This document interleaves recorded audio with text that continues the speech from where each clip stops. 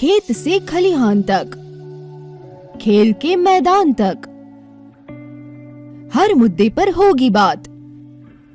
देश और दुनिया की बड़ी खबरों के लिए बने रहिए वॉइस ऑफ अमेठी के साथ। नमस्कार, आप देख रहे हैं वॉइस ऑफ अमेठी। तो चलिए रुक करते हैं आज की प्रमुख और बड़ी खबर पर। बदला जमाना कार्यक्रम में आपका स्वागत है। आप सभी श्रोताओं को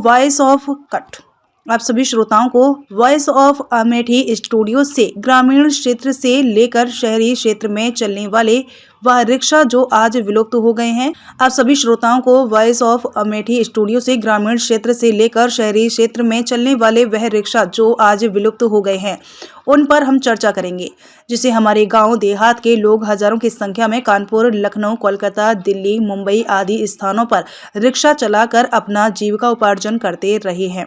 समय बदल गया, संसाधन बदल गया, नए जमाने में नए संसाधन आ गए। अब उस रिक्शे के स्थान पर बैटरी ई रिक्शा का प्रचलन हो गया है। अब शहरों में और ग्रामीण स्तर पर भी यह हर किराए चौराहे। एक जमाना था जब गांव में साधनों की कमी थी और लोग साइकिल रिक्शा का प्रयोग किया करते थे।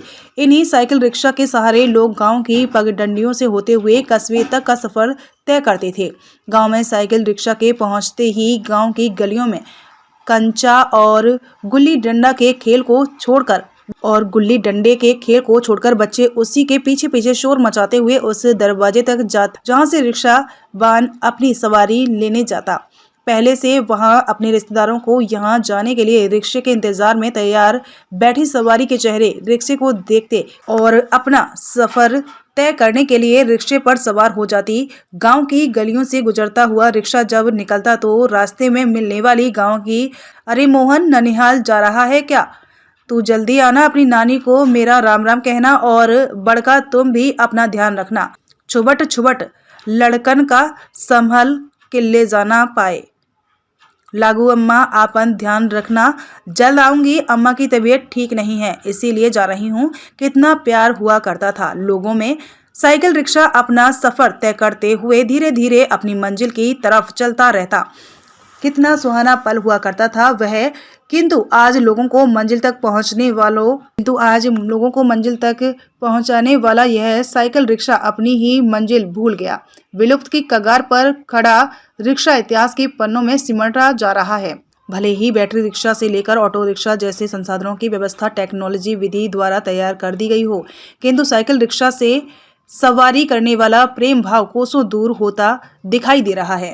आज हम आप सभी श्रोताओं को जो यह सामाजिक सेवाओं के लिए कभी रिक्शा की सवारी होती थी और यह रिक्शा जो आज विलुप्त हो गया है उसका दूसरा परमार्जित रूप जो बैटरी ई रिक्शा आ गया है उसके चालक से मैं बात करूँगा।